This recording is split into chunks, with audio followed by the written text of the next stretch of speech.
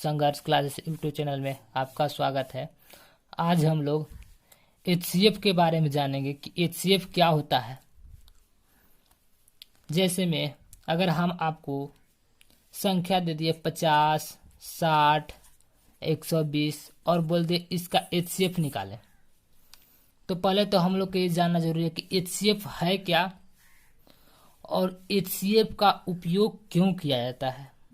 तो जैसे में देखिए, मान लिए 50, 60, 120 संख्या है, इसका हम लोग का एचसीएफ निकालना है।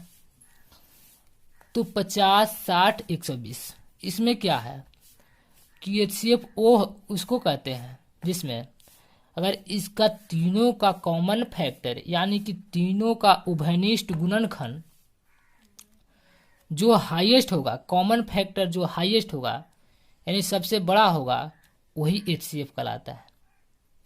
जैसे में देखिए, अगर इसका कॉमन फैक्टर देखा जाए तो 2 से स्टार्ट होता है। जैसे में 2 मान लिए, 2 एक कॉमन फैक्टर इसका है, क्योंकि 2 से अगर डिवाइड करेंगे तो 50 भी डिवाइड हो जाएगा, 60 भी डिवाइड होगा, 120 भी डिवाइड हो जाएगा, तो एक कॉमन फैक्टर है। फिर क्या है, 3 नहीं होगा क्योंकि इसमें शेष बच जाएगा, नहीं पूरा डिवाइड होगा। ए डिवाइड हो जाएगा 3 से, लेकिन ए बच जाएगा, यानी 3 नहीं है। 4 तो 4 भी नहीं होगा, 4 भी बच जाएगा, शेष बच जाएगा। यानी तीनों का उभयनिष्ठ होना चाहिए, यानी तीनों डिवाइड हो जाना चाहिए उस संख्या से। तो 3 नहीं होगा, 4 नहीं होगा, 5 हो जाएगा, यानी कॉमन फैक्टर है। 2 कॉमन फैक्टर है तीनों का, 5 कॉमन फैक्टर है तीनों का, 6 नहीं होगा, 7 नहीं होगा, 8 भी नहीं होगा, 9 भी नहीं होगा, हाँ 10 हो जाएगा। 10 ए भी डिवाइड हो जाएगा, ए भी हो जाएगा, ए भी हो जाएगा, यानी 10। फिर इसके बाद ऊपर देखते हैं तो 11, तो 11 नहीं होगा। 11 से तीनों में से कोई भी डिवाइड नहीं होगा, तीनों का उभयनिष्ठ गुणनखंड नहीं है, कॉमन फैक्टर नहीं है। यानी 11, 12, 13, 14 ये सब नहीं होगा, यानी 3 ही कॉमन फैक्टर है इसका। यानी कौन है, 2 हो गया, 5 हो गया और 10 हो गया, 2, 5, 10। तो इसमें जो हाईएस्ट है यानी सबसे बड़ा है, सबसे बड़ा कौन है, 10 है, तो यही हो गया एचसीएफ। एचसीएफ 10 हो गया। 50, 60, 120 का एचसीएफ 10 हो गया। अगर इसको हम लोग भाग विधि से ऐसे निकालते होंगे, जैसे में आप लोग क्लास 5 के से ऊंचा स्टूडेंट होंगे तो बनाते होंगे, या 5 में पढ़ते हैं तो देख लीजिए कैसे बनाते हैं भाग विधि से। क्या करते हैं, जो सबसे छोटा है उसको लेंगे, फिर उससे जो बड़ा है थोड़ा उससे को लेंगे, 2 संख्या को लेंगे, और छोटा वाला को उससे जो थोड़ा बड़ा था उसमें यहाँ पे ऐसे निकालेंगे, लगाएंगे। 50 से कितना बार में कटेगा, 50 से 2 बार में तो 100 आ जाएगा, 50 दूनी तो यानी 50 ही कम 50 लगेगा, 1 लगेगा, तो 50 घटेगा तो आ जाएगा 10। फिर 10 से आ गया, फिर क्या था 120 था, तो यानी 120 में अब डिवाइड करेंगे 120 को, तो 10 से हो जाएगा 12 भर में 120, 120 कट गया, यानी कि 10 इसका कॉमन फैक्टर हो गया एचसीएफ। एचसीएफ इक्वल टू 10 हो गया। यानी कि एचसीएफ होता है 3 संख्या दे, या 4 संख्या, या 5 संख्या, या 6 संख्या, यानी कि तीनों का कॉमन फैक्टर होता है और हाईएस्ट होता है, यानी सबसे बड़ा होता है। चलिए, जैसे लोग लैंग्वेज से रिलेटेड एक क्वेश्चन पढ़ते हैं, बनाते हैं कि आखिर एचसीएफ क्यों जरूरी है। तो देखिए, जैसे में एक क्वेश्चन एक है, एक ग्वाला के पास 3 पात्र में, एक ग्वाला के पास 3 पात्रों में 27 लीटर, 36 लीटर और 72 लीटर दूध है। कौन सबसे बड़ी से बड़ी माप तीनों को पात्रों के दूध को ठीक ठीक माप कर सकता है।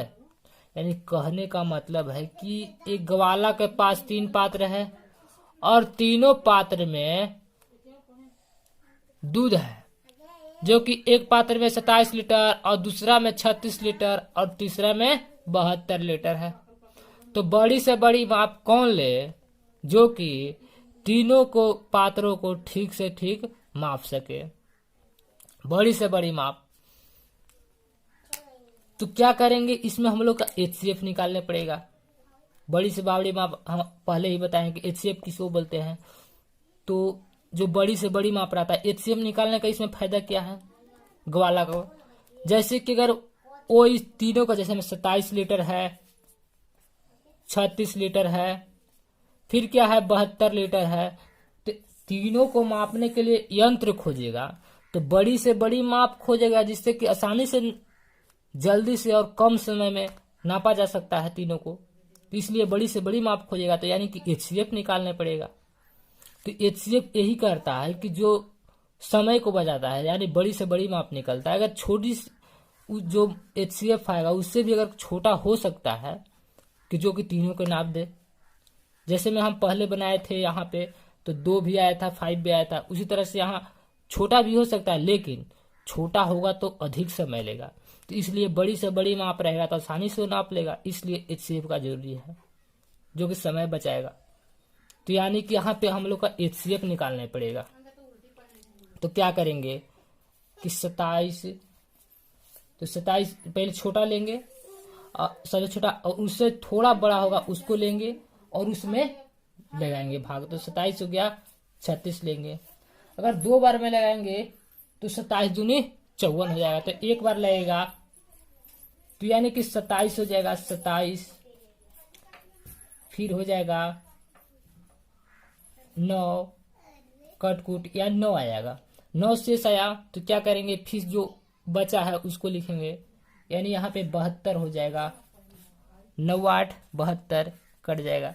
यानी कि हम लोग का 9 से कटा। तीनों का मापने के लिए यंत्र HCF जो है से 9 होना चाहिए। तो HCF 9 होगा। बड़ी से बड़ी माप वो होगा 9 होगा, जो कि तीनों को दूध को आसानी से माप सकता है। इससे बड़ी माप और नहीं हो सकता है। हाँ, छोटी माप हो सकता है लेकिन बड़ी माप नहीं हो सकता है। तो बड़ी से बड़ी माप ही HCF कहलाता है।